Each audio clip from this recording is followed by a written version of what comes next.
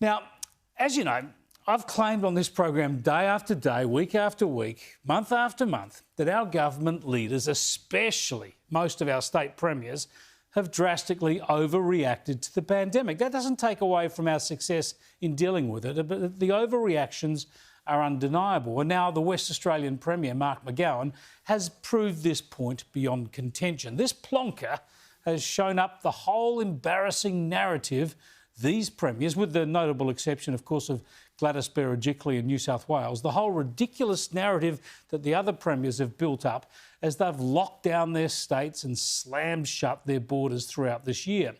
McGowan will be the only premier not attending tomorrow's pandemic national cabinet meeting in Canberra in person. Why?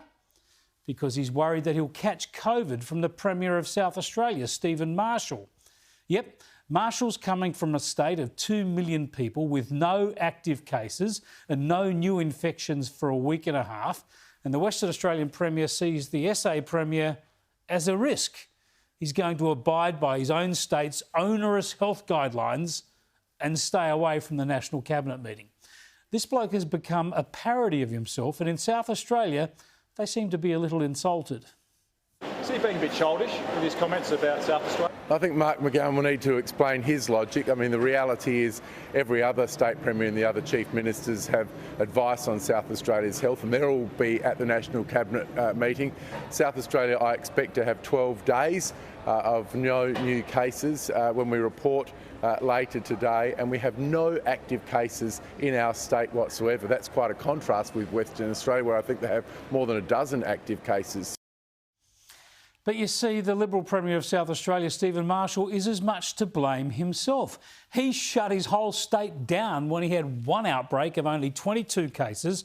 All of them were known to be linked to one source, and none of them actually became sick. That was just last month. Then when he found out that one infected person in that cluster had lied about not working at a pizza bar, he blamed his whole overreaction on the lies of one poor pizza bloke.